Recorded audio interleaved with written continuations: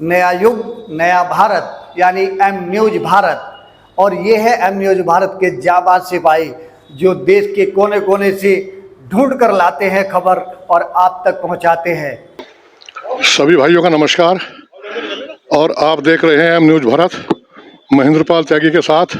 आज हम आए हैं मेरठ इंटर कॉलेज के अंदर और राम शाह इंटर कॉलेज, और यहाँ पर एक ही बहुत अच्छा कार्यक्रम त्यागियों का या त्यागी समाज का यह आप जो होता त्यागी भूमिहार संयुक्त महासभा की ओर से रखा गया है। और आज के कार्यक्रम का मुख्य जो शीर्षक है वह त्यागी संसद का आयोजन। तो हम इन लोगों से बात करना चाहेंगे। हमारे सामने हैं सभी लोग जो मुख्य लोग हैं, हम उनसे बात करना चाहेंगे कि आज का कार्यक्रम क्यों रखा गया और इसका क्या उद्देश्य था। आपका शुभ नाम?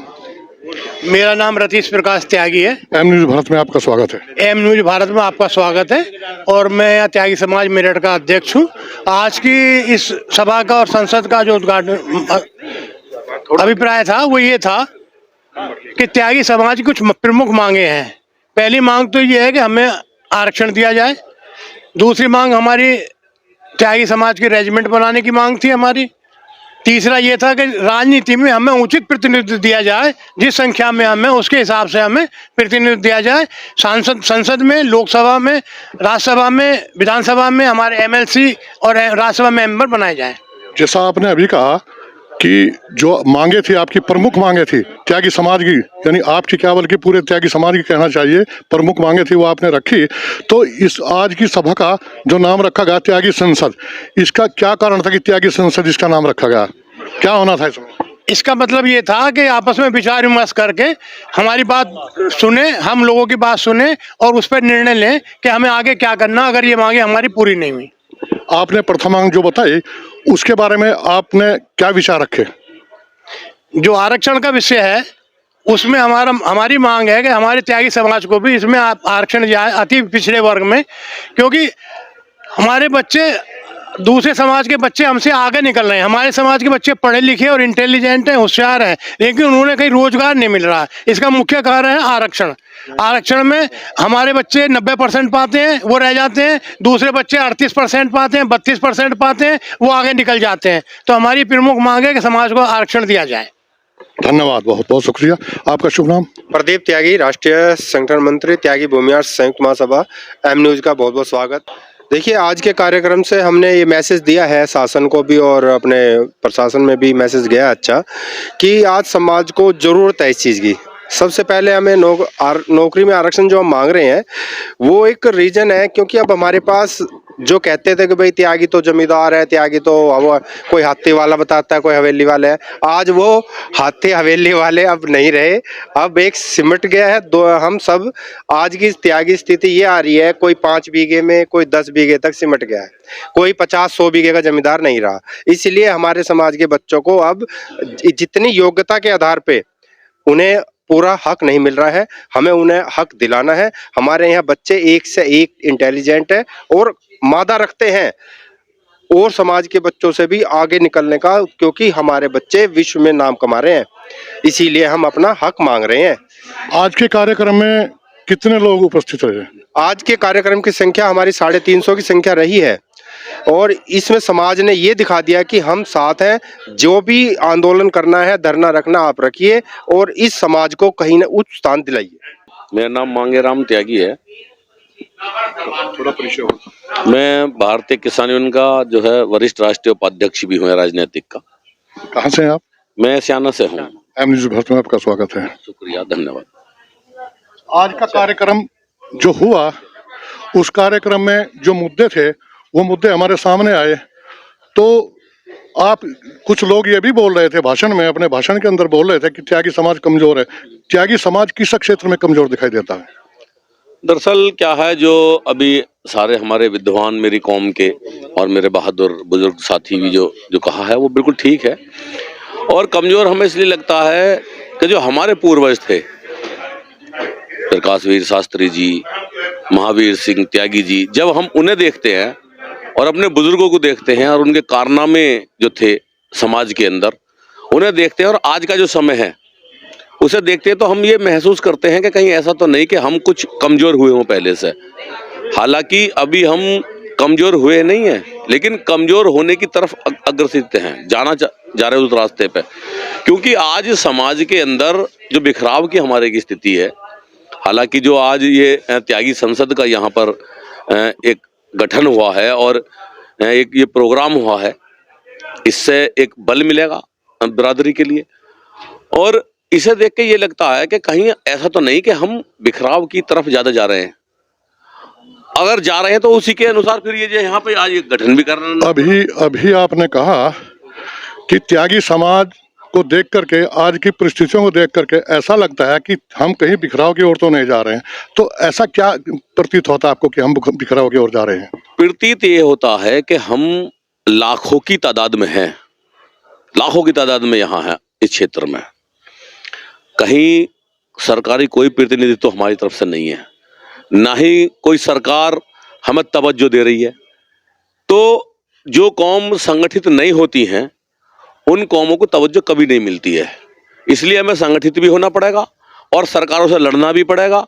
हमारा जो आने वाला भविष्य है हमारे बच्चों का, अगर वो सुरक्षित रखना है तो हमें एक बड़ी लड़ाई की जरूरत है। आज मेरठ की इस पावन धरती से इसका आगाज हुआ है और मैं अपनी बिरादरी के ये वचन भी देता हूं यहाँ से कि जो भी जरूरत पड़ेगी जैसी भी, उसके लिए हमेशा तैयार रहूंगा, तत्पर रहूंगा। राजेश त्यागी। राजेश जी, आज के कार्यक्रम के बारे में क्या कहना चाहेंगे? आज हमारे लगभग 15 संगठन एकजुट हुए त्यागी समाज के, और हमने ये आज त्यागी संसद रखी और इसमें प्रमुख मांगे जो हमारी रही वो आरक्षण की रही। क्योंकि त्यागी समाज को हरियाणा में आरक्षण मिल चुका है, तो हमारी प्रमुख मांग इसमें आरक्षण। दूसरा, हमारे विधायक भी होते हुए हमें यूपी कैबिनेट में जगह नहीं मिली है, ना यूपी कैबिनेट में है, तो एक यूपी कैबिनेट में हमने प्रतिनिधित्व मांगा है और एक हमने राज्यसभा में भी प्रतिनिधित्व मांगा है कि हमारा राज्यसभा में भी प्रतिनिधित्व। और जैसे यहाँ पे हमारे मेरठ में एक भी नगर निगम में एक भी किसी ने टिकट नहीं दिया बीजेपी ने, तो अब जो मनोनयन होने जा रहे हैं उसमें भी त्यागी समाज को उसके आबादी के अनुपात में हमें मनोनीत किया जाए और राज्यसभा में भी मिली है। और आरक्षण सबसे महत्वपूर्ण मांग जो हमारी है वो आरक्षण की है।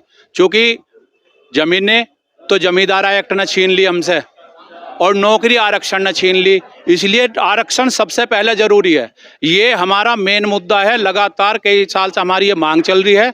उधर बिहार में भूमिहारों द्वारा भी शुरू कर दिया गया है और हमारे द्वारा भी लगातार मांग है, और जब तक ये हमारी मांग नहीं होगी, जो हमारी मांग को पूरा करेगा हम उसी दल का समर्थन करेंगे। संसद प्रत्याशी हैं बिजनौर लोकसभा से, आपका शुभ नाम? मेरा नाम अवनीश त्यागी है। अवनीश त्यागी, और मैं जिला बिजनौर से भारतीय जनता पार्टी से सांसद के लिए प्रयास कर रहा हूं। मैं 35 साल पुराना कार्यकर्ता हूं पार्टी का। हमारी ये मांग है कि हम पश्चिम में लगभग 25 लाख के लगभग हैं, हमारे समाज को मिलना चाहिए। ये 11 सीट हमारे क्षेत्र में है, गाजियाबाद से सहारनपुर तक, जिस पर लगभग हम 15 लाख हैं। हर सीट पे 1 लाख, 1.5 लाख, 2 लाख हैं हम। इस नाते हमारा हक बनता है, हम अपना हक मांग रहे हैं। हमारे समाज को जब तक हक नहीं मिलेगा हमारा, तो हमारे आंदोलन जारी रहेंगे। और जब तक हम राजनीति में मजबूत नहीं होंगे, हम कुछ नहीं पा सकते। बिना राजनीति के हम कुछ नहीं कर सकते। राजनीति में हमें मजबूती लानी पड़ेगी, अपने समाज को भी और अपने लिए भी। हमारे साथ सारा समाज है, हमारे से कोई विरोध नहीं करता। हमने किसी की जमीन नहीं कब्जाई, किसी का घर नहीं छीना, किसी के लड़ाई झगड़े में नहीं रहे। हमारे साथ सारी बिरादरियां हैं, हम सबके साथ चलते हैं। इस नाते हम टिकट मांग रहे हैं। हमने भाजपा के बारे में कहा जा रहा था कि बेरोजगारी भाजपा ने फैलाई है और लड़कों को जो हक ने दिया, 3-3 साल से नौकरियां नहीं निकल रही हैं, बेरोजगार फिर रहे हैं लड़के। इस बारे में आप क्या कहेंगे? नौकरी भी निकाली है, अभी लगभग 60,000 नौकरी हमने अभी निकाली है पर सरकार ने।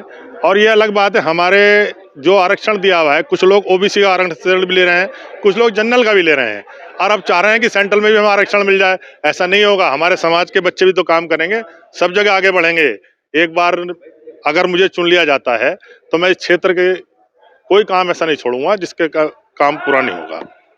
अभी अयोध्या के अंदर राम मंदिर का निर्माण किया गया है और बहुत ही अच्छा कार्य, यानी विश्व में एक मायने रखता है ये कार्य जो था मोदी जी का। लेकिन कुछ लोग, सन्यासी लोग ही ऐसे हैं, पता नहीं क्या बात है, वो कहते हैं कि मोदी तो चिरकुट हैं। वो चिरकुट उनको बताते हैं कि यानी पूरा कार्य होने से पहले ही, मंदिर का पूरा निर्माण होने से पहले ही वो इसका मुहूर्त कर रहे हैं। तो ये इस बारे में आपकी क्या राय है?